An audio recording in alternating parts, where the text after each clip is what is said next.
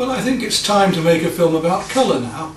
Although I've done a whole video on drawing in colour, I'll just show you the basics of colour and some of the most important facts about it: broken colour, colour intensity, colour tones and so on, the colour circle, complementary colours, and where we go from all of that. I'll do some demonstrations for you and give you the very basics then, the skeleton, the foundation. You really can't paint without a knowledge of colour and the medium. So I'll go into it in some detail and discuss all of these parts with you so that you'll hopefully have a much better understanding at the end of this film. What colours do you buy and what make or type of paints do you buy is a question I'm often asked. We really can't run before we can walk though, can we? It will depend upon the type of work you want to do, the type of subject you want to do, and the type of techniques that you want to use. Like most things, usually the more expensive, the higher quality the materials and the better they are, the more permanent the colours and so on. I would say this certainly with watercolour. Do not buy students' watercolour, only buy artist watercolour. There is no saving in buying students. They aren't the same quality, transparency, and they won't go as far. I love Unison pastels and I also love the SAA pastels, so two good sets of pastels to buy there, nice and soft, good quality. And well-known makes of oil paints and acrylics are also very good. You can get away with students' quality in oils and acrylics, but you will find that the acrylics are a little bit thinner. I've just shown you here sheets and palettes of the colours that I use to give you an idea. All of these palettes will give you full use of almost every subject you can think of. But to explain this more clearly, let's now look at some of my paintings that are done in different methods and different ways and different materials to see how this would work. For instance, the FW acrylic inks are much more vibrant and stronger than watercolours. Oils are usually more intense than the acrylics. Here's an example of a demonstration I did for an art society some years ago, where I actually show the full mixture of the palettes that I use, the warm and cool greens and so on. So here you can see the importance of learning about colour. Not only the mediums we paint with and the quality of those are important, also the surface that we paint upon, whether it be paper, canvas or whatever. Here you see a watercolour paper.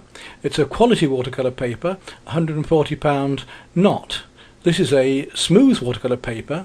It's a hot press watercolour paper on which watercolour pencil was used. Here I'm using pastels over acrylic inks on a not watercolour paper, so an intermediate textured surface. And then because I want a very rough texture for snow, I'm onto a rough paper so that I can use pencil and watercolour and pastel over each other to give the texture of snow. On this painting of the sea, I wanted a much finer canvas because I wanted to do more detailed work. Then it's onto a much larger canvas where I wanted to use spray cans and spray can art, so I wanted a much smoother surface, the same sort of canvas but many coats of primer to start with to get a much smoother surface to spray onto. Then an ordinary painting on a rougher canvas with much heavier opaque oil paint where I really built it up into a three-dimensional texture. And then you move on to an ordinary canvas where I've used gold leafing and oil pastels and melted the oil pastels on, so very different ways of working. And then next on to another more detailed work with glazing where I painted the canvas dark first of all of the black ground and then worked glazes of acrylics over the top. When I'm talking about colour and techniques, I'm also going to discuss broken colour, the impressionist use of colour, where you might mix red and yellow dots together to give the effect of orange, as I've done here. Or the opposites in the colour circle, where we might get yellow, for instance, with purple to give shadows that are much more vibrant. We need to use the colour and techniques and methods for the actual mood of the painting as well. Here I've used acrylics and then put oils over the top to get the final vibrance at the end and the soft background colours, because we are after a time of day and an atmosphere. The use of acrylic inks, which are much brighter than watercolours. Here we use wet into wet technique to get this effect of a nighttime scene in a city. The use of mixed media as well, where I've used here tissue paper glued onto the board surface, an MDF surface, and then used acrylic inks, and then used acrylics, and then used oils at the end to get this vibrant, quite large picture using this composite of butterfly wings. A quick study here on plein air of using unison pastels on ongres paper in an ongres pad out in New Zealand. And continuing with mixed medium, here we've got acrylic inks with pastels over the top on a watercolour paper again to give a nice lively loose effect. In the next instance I was painting in the Hebrides on plein air out of doors, and I had a large piece of hot pressed smooth watercolour paper pre-primed with dark acrylic paint, and then I'm using pastels over the top of that, about half an hour in freezing cold weather. On a canvas again, this time the broken colour technique using oil paint, and just building up in little dots and dashes of colour until the painting, like a jigsaw, forms together. Atmosphere again, wet into wet watercolour up in Scotland to give the effect of these dour days of the rain coming down from hanging clouds. Again I wanted vibrancy and freshness. This is a studio work painted with acrylics and then oils over the top, gradually built up to give this vibrancy of the woman picking flowers in the garden. Back to this much softer scene with exactly the same paints, oil paints again, but painted with a different key of colours, much bluer, much cooler, to bring out the marsh effect. And then on to mixed media again, where I built up with all sorts of things from Kellogg's cornflakes to rice and peas and seeds and all sorts, using PVA glues and so on, building up a ground and different keys. So we've got the warm key, then a cool key next. We're going to discuss warm and cool colours to give totally different effects of summer and winter, and playing with texture and abstraction. To understand a bit more about how to paint and how to draw, it might be useful to know how we actually see. We see by colour and tone. If we had a totally light white room with no shadows at all and furniture in it, and there were no shadows or form, we wouldn't see anything but a white space. But as soon as we put a light in there and cause shadow, we can see around things. Pigment is just a whole mass of powder, isn't it? It is little granules of colour, and those, when they're merged together, as these dots are, begin to form a tone. So if we had print making on a newspaper and the dots were larger, as they got smaller and smaller they would blend and we'd start to get a pattern like this. And if we start to leave light and dark areas, then we start to see shapes. In other words, the eye is being fooled by these dots, as we shall see in the Impressionist technique later of broken colour. We're telling a lie, we're telling a fib, we're making an illusion of forms and three-dimensional shapes on a flat surface. Let's take this a stage further now, and you see how these lines start to actually form shapes and volume. We start to see a tubular shape. And then by adding shadows, or by adding further shapes, the mind and the eye is fooled into seeing solid forms on the surface. In doing this, we find ways of creating not only the shape of the form, but where it stands in space, whether it stands above something, whether it's on a level, as we just saw there, how much there is between the object and the surface below, whether it's a round or spherical or flat. And as we play with these different shadings on these surfaces, we also get the feeling of what material it might be too, whether it might be metal. But now I'm coming into the subject of drawing more than colour, although this is very important for our colour as well. For instance, in portraiture it's very important to have the light at the right angle to show a portrait, whether it's from in front or beside or three-quarter view, is vital to our choice of the composition. Next, it's important to understand the difference between colour intensity and tone. Here you see a painting I've done that's quite bright in colour, but when photographed everything looks much duller. The yellows, which seem very, very bright, are much duller when turned into tone. If we look at the actual colour circle and some colours below that, and then we look at that again in black and white, we'll see that colours that seem very colour intense and very bright, such as the yellows and reds, are in fact much duller when photographed in black and white. If you squint your eyes down and look at something, you'll see the thing more tonally. If you want to see more colours, have your eyes much wider. So when you squint down, you'll see the closeness of the tones. It cuts things down much more easily for you to draw and see the colours as tones. Here a painting of Beverley Minster, and just look at the way some of those brighter colours go much duller when they're in tones. This is an important thing to realise. Next we're going to go on to the properties of colour, with the primary colour, secondary and tertiary, and it goes beyond that, as you can see here. To keep this film as short as possible, I'm having to work very quickly for you, so you may have to go through it again, but I will try and be as clear as I can. In this case we're going now to talk about the armoury we have, the amount of versatility we have with colour. So we need to know about the colour circle, we need to know about complementary colours and so on. So our most important and first or primary colours are red, yellow and blue. I'm going to show you later on how we mix these to make all the other various colours. The secondary from those are going to be orange, purple and green. and then we go on to the tertiary colours after that, which will include the browns, and also I'm going to include greys in that. Within that we have the colour intensity, how strong actual colours are in pigment, how vibrant they are, how they work one to another. That means we come then into complementary colours. Now, complementary colours are very much about one opposite colour to another and how they affect each other. So yellow to purple, or green to red, or blue to orange. And again, let's see how that works. I did show you this earlier with a beach painting where I had done a yellow beach and purple shadows. But if we look at the opposites of orange to blue, red to green and yellow to purple, they don't look too much just on their own like this. They look quite dull.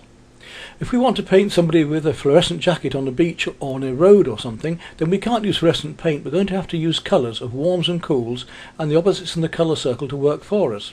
Here's an example then. Here are those opposites, the complementary colours in the colour circle inside each other, and see how much more vibrant they are and give the effect of being fluorescent. This happens in nature as well, in warning signs and so on. Here's a worksheet showing that. Then we come on to the warms and the cool side, the passive range and the active range, how it's more warmer in the active range and cooler in the passive. And warm and cool colours are going to be very important as well. We go beyond that from the secondary to tertiary and quaternary and even quinary colours. But we don't need to go too much into that in depth. I'll explain when I do the actual colour mixing with you with brushes. It's important that you understand the difference between warm and cool colours as well. It's very simple. Think of ice and flame. So blues are cooler and the reds are warmer. Here you can see those colours gradually going round in the colour circle from warm to cool of almost every colour there is. In yellows there's a cooler yellow such as lemon, or a warmer yellow such as cadmium. In blues it goes more from the purples, which is the warmer colour, through to the reds that you see here on the middle left. So you see we have cool and warms of every colour there is. And we use that in our paintings. Here you can see how I use the cool and warm effects on these snow and ice scenes of the sunlight coming through between the cool shadows to get the effects. And the colour intensity as well of playing cools against warms and lights against darks tonally, as well as the contrast in colour. So that's the basics on tone, colour intensity and warm and cool colours. Now let's look at broken colour. If, as the Impressionists, we paint with little dots of, say, red and yellow, it will fool the eye from a distance into thinking it's blending it into orange, as we see here. This is the Impressionist technique and it's very vibrant. Colours actually do that anyway, because when we mix the pigments, those pigments are gradually mixing together to fool the eye at a much, much smaller range, because they're very, very fine then. So the larger the dots, the less the eye is fooled, and the smaller the dots together, as in pointillism, the closer they come together and therefore fool the eye into making a mix. We can do that with lines as well. Here's a crosshatch piece in pastel, which is almost pointillist or impressionist because the colours are blending. Next we look at just how a few colours can be made to work rather than a whole palette full. Here we have a limited palette of earth colours. We have yellow ochre, burnt sienna, black, burnt umber and raw umber. And how even the burnt umber and the raw umber are very different. The burnt umber, being burnt, is much warmer and the raw umber much greener. And by using those we can fool the eye into thinking that they're much stronger colours like the ones below. In other words, when used just on their own and relevant one to another, they will appear as bright as those colours below. Here's a painting where I've used this limited earth palette and shown the colours next to the actual painting so you can see how it works. It's very subtle, and of course if we can make a painting work with very subtle colours, if we then add much stronger ones later, imagine how vibrant they would be. This is when I come back to that business of somebody with a fluorescent coat. If I now put cadmium red into that, it would look extremely bright and change all of the values. We can also work towards the power of a colour. Here are some computer illustrations showing how the same scene can be biased towards one colour, whether it be yellows or greens or browns, and how you can make very different atmospheres this way by just using almost one colour in different tones or variations. To add to our armoury, we don't only have tone and colour, we also have texture and pattern, and look how nature uses that as well. We could build up our canvas or our surface, as I've shown you earlier in some of our art examples, with filler, or we can even use the paint as impasto, painting it very, very thickly on top to go with the forms and to help form actual three-dimensional shapes on the canvas and build it out slightly. This will even help our colour and drawing. You can see how nature camouflages things by using pattern or by using similar colours, as we have here in this worksheet. And I'm going to discuss how to paint shiny objects gold and silver later. Although we have our three primary colours, it's virtually impossible to mix all of the colours you want from those basic primaries. There are some colours that you simply won't be able to mix directly from those three primaries, such as the violets, the cobalt violets and the turquoise and so on. Once you have these bright colours purchased that have been pre-mixed, then you'll be able to make brighter colours from those, yes. Most colours we can work from our basic palette, but you will have to buy some pre-mixed. In the same way that different makes of colour will also differ when you mix them. And not only will different makes of colour change in mixing, but the different types of colour. So watercolour will mix quite differently to acrylic, which often mixes very differently to oil paint, and the different types of those will also change. So it's quite complicated. All I can do here so quickly is try and give you a basic understanding about the colours, and then you'll be able to watch my other films in more detail. Okay, let's start working directly about colour. So we've talked now about having primary colours, secondary colours, tertiary colours, then we go down to quaternary colours and quinary colours even. Our main concern at the moment is just with these three primaries which we're going to mix into secondaries. So anything that's made from these three, remember we cannot make these three, we can only adjust the colour tones or hues of them. So we can't make these, we can make other colours from these, all the other colours can come from these. But certain colours will need a certain variation of these colours. So a particular type of blue is made commercially with chemicals, which we cannot get the effect of just with this or that by mixing them. So there are certain colours like cobalt violet, for instance, which we just can't make. It can only be made by a chemical process, and then we can use them afterwards. But I shall be going into that in more detail. So here we go then. If we start taking these and adding them to make the secondary colours, so if I take the lighter colour first, it's always the wisest thing to do, and I add that there, and I put a little bit of red with that, it turns it into orange. We've already talked about broken colour. Now, if I take the yellow again, and this time add, so there's our first secondary colour. If I take the yellow again and add some blue to that, I'll get a green. It's a very nice green, but I get a green. These are acrylics that I'm using. And the different yellows and different reds and different blues that we have will give us totally different greens and secondary colours and so on. So there we have a green tint coming. Add more blue to it, it gets bluer. And usually getting bluer means it gets cooler, and getting more red becomes warmer. Add more and more and more. You'll see we get a more of an effect of a green. I'm going to deliberately show you some of these other colours to mix in a minute.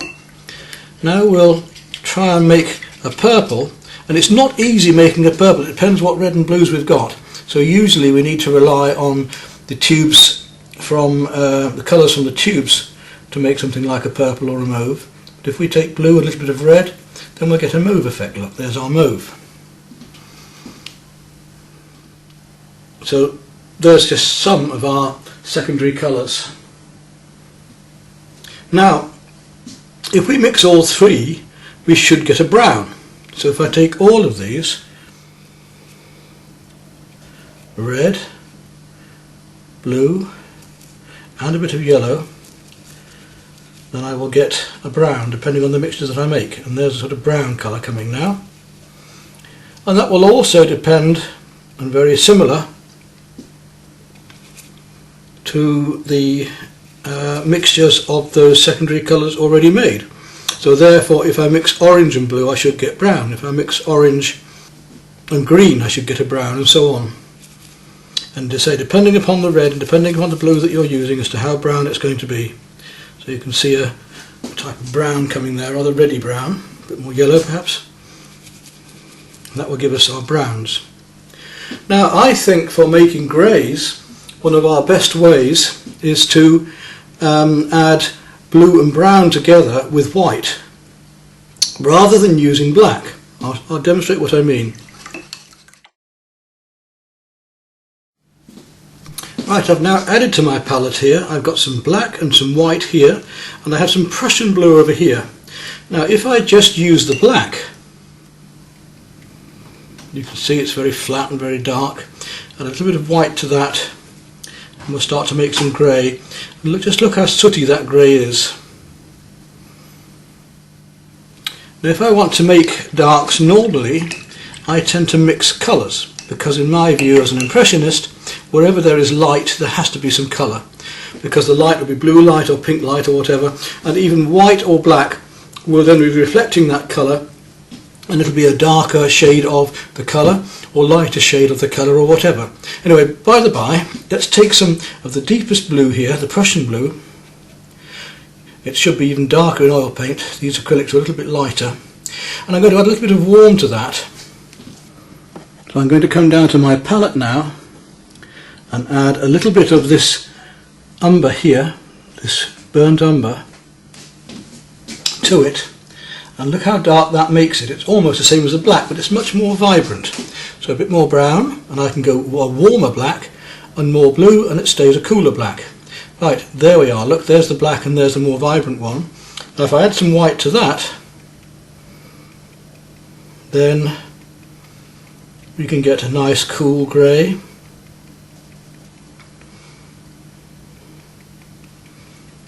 And if I want to put some more brown to it, I can make it into a warmer grey. If I wanted to tint the colour, you see how much cooler that is than this one now. I can add more warm to it to make a warmer grey.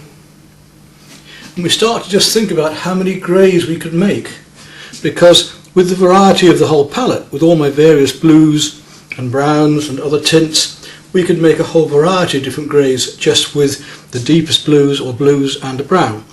Let's see what we get with the cobalt blue.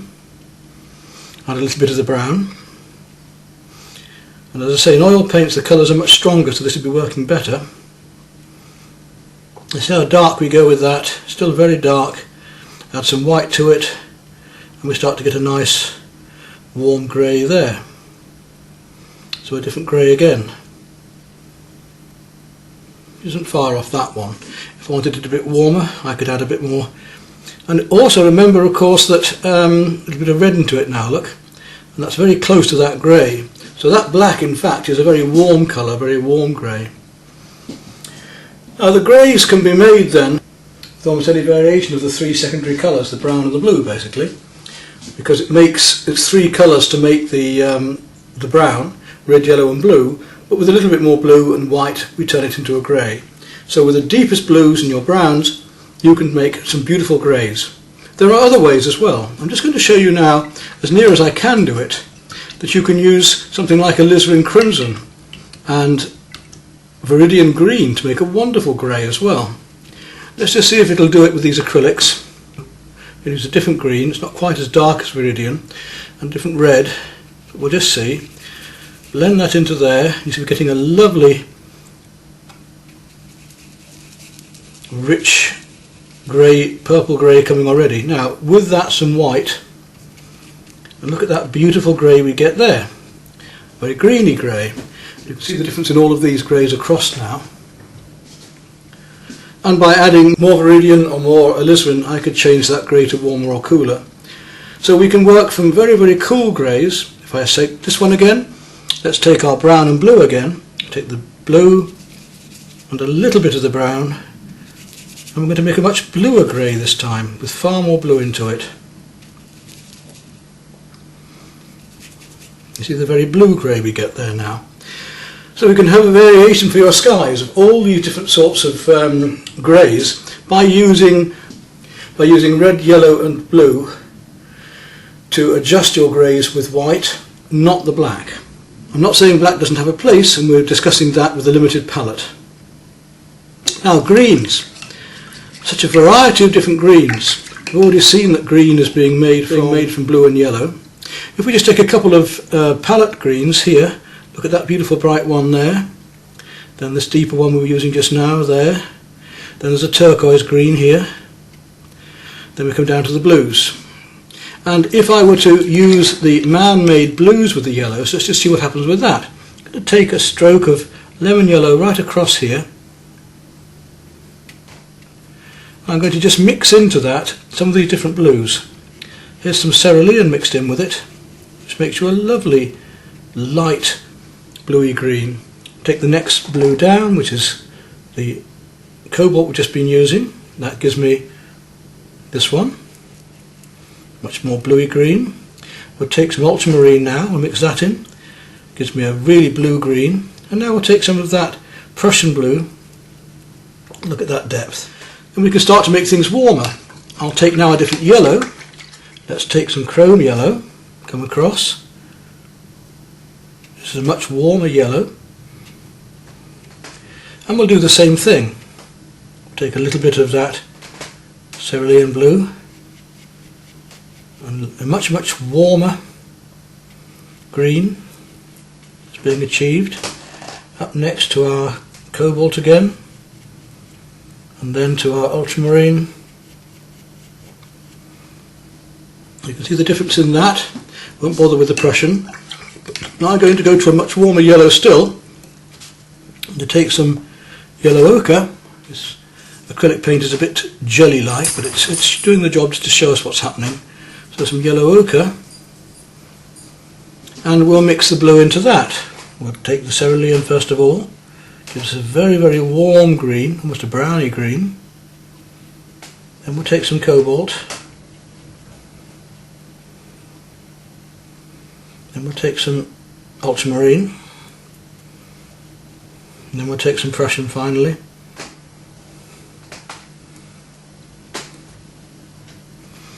And we could warm those up with the addition of browns or whatever to make even warmer green still. For that purpose I'll take a little raw umber, not burnt umber, because the raw umber is greener anyway, and I'll add a little bit of raw umber to that to make it even warmer. And look at that lovely brown green we're getting now. So there's a variation of those, equally the other way round. We could go more turquoise. So if I take some turquoise now here, I add some yellow to that, could have done it the other way around. Look at that beautiful green I get with that, a little bit of white.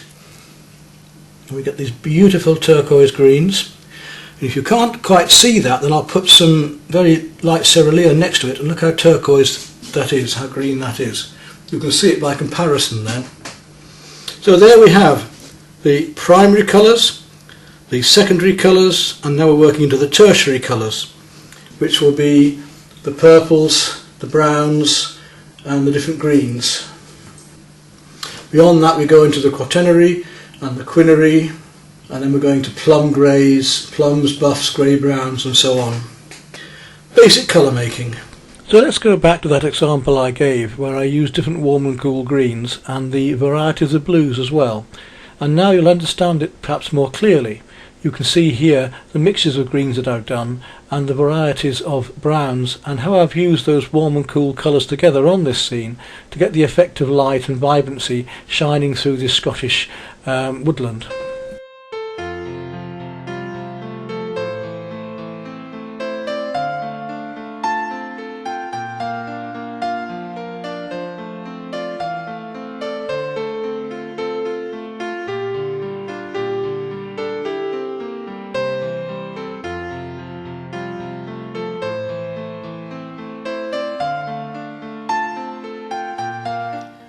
Then we talked about the complementary colours and how one colour affects another. How red looks brighter next to green, how blue looks brighter next to orange, how purple looks brighter next to yellow. We'll just do that, even though I've shown it to you in graphics already. If I take some yellow for a beach, and I then paint some purple in, some purple shadow. So I'll take a bit of purple now and just put that next to it, and even a bit into it. And look how much brighter that makes not only the purple look, and it was separate to within the yellow, but it makes the yellow look brighter as well. I will take some green, just like Constable. You'd nearly always have a little red figure somewhere in the painting to make the green look greener and the red look brighter. A little bit of deep green down here. We'll take a little touch of red and then some orange. And we'll just put that again next to it here, so you see the difference. and then in it here, look how bright that red looks. Take a little bit of orange, we'll put that in there, which is even warmer still. And you see the brightness of that compared to the green. So we'll take some blue next. Those are opposites, our complementary colours. And into that blue we'll place a bit of orange. Just a splash of orange there. It's not going on very purely, that's better. And see how bright that looks against the blue. It's by this that we're able to play warm against cools, light against darks, roughs against smooth with texture as well. Use colour intensity and use complementary colours to make the colours really work for us and give us dull days, bright days, vibrancy, any atmosphere and mood we need. We do need to understand the colours and how to use them. So you've learnt now how to make browns, how to make greens, how to make greys, the complementary colours, the primaries and the secondaries. So imagine the variety of colours that we can have. I mean, if we now look back at my palette, it's rather a messy one here, and we say how could we make various greys there?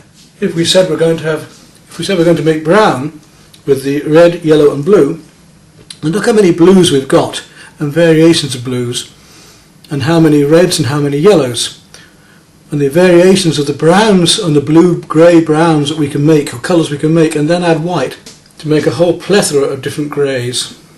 There's just one more little trick I wanted to show you, and that is when we talked about black. Actually, black can make quite a nice green. I'll take some yellow there and just add a little bit of that black to it, and it will give me a slightly greeny tint.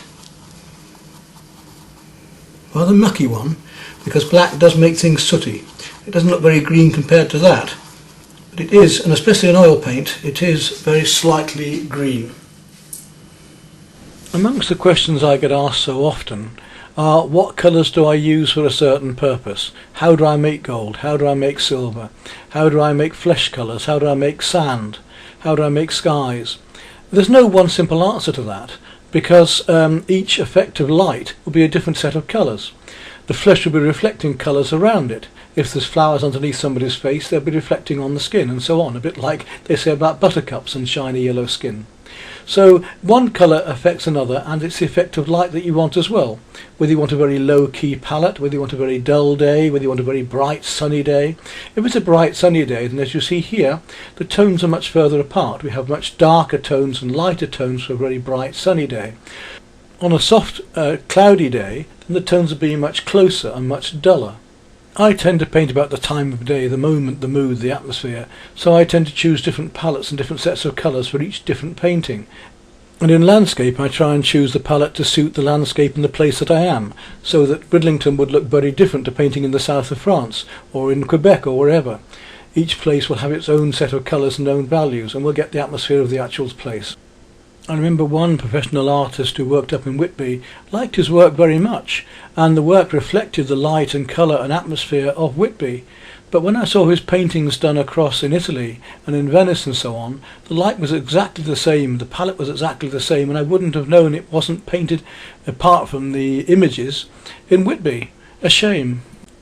So I hope that these images I'm now showing you of my past work give you an idea of how we can use tone and colour, the warms and the cools and the textures, to give the effect and vibrance that we want, and to capture that moment in time in both portrait and landscape, here and abroad.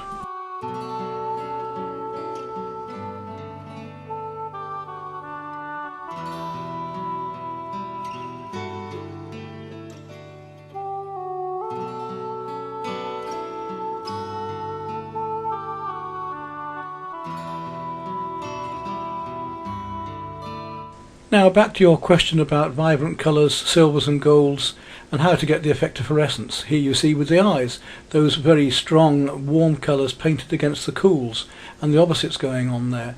How to get the effect of gold and silver here in my book illustrations and so on. Let me explain to you and show you a few examples of how we might get that. The organ pipes in the distance here is another example. Here we have a little setup, a still life setup, with gold and silver in it, and there's the tones of it. Now if we take those tones back into a drawing, then we need to take them into painting. we look at the cools and warms, how much warmer the brass is than the silver, which is much more greys and blues. And if we actually separate those colours out more, you can see just how those blues are more silver and the yellows and the oranges and the golds are more the brass and the bronze. To explain it a bit more clearly, let's look at the warms and cools here. Here we have the warmer colours of maybe brass or bronze. Like glass, these metallic things are reflecting the light around them, but the reflections will usually be a bit warmer. When we come to the cooler ones, for instance, though, there we have just the greys, we come to the blues and the greys, you'll find that the warmer colours are much cooler and the reflections are cooler still. So here we have all of the colour circle, but with a much cooler hue. We tend to find that in silvers all of the colours are a much cooler hue, and you see in the background here the toaster and so on, we've got those blues that we've just been showing you there. One of the most important things that I think I keep teaching in my videos is that you use my jigsaw method, that you put the right colours in the right shapes in the right places relevant one to another. If you do this, it doesn't matter what you're painting, whether it be glass, whether it be fish, whether it be horses, the thing will just appear. If you get the right colours in the right drawing shapes relevant one to another, these objects will just appear and become landscape, fish, horse, person, whatever. Don't treat things differently unless you have a particular need to. There are times when it is good. So here in this case I'll show you examples of my painting water, reflection, surfaces and glass and so on, using that method, but using different techniques as here with the watercolour. My tips for painting water is that with a smooth surface water you paint the depth of the water first. You paint the vertical strokes, look at the depth into the water and the reflections, and then paint the surfaces on afterwards, the horizontal strokes. This requires a bit more planning ahead, especially in watercolour, where you may have to get the reflections, the horizontal reflections, dealt with first with dry brushwork. Well, I hope this short video and this instruction has been enough to give you a much clearer idea and help you with your understanding of colour. I hope it will also help you in making much stronger and more exciting paintings and finding ways to improve and explore and experiment and really enjoy what you're doing.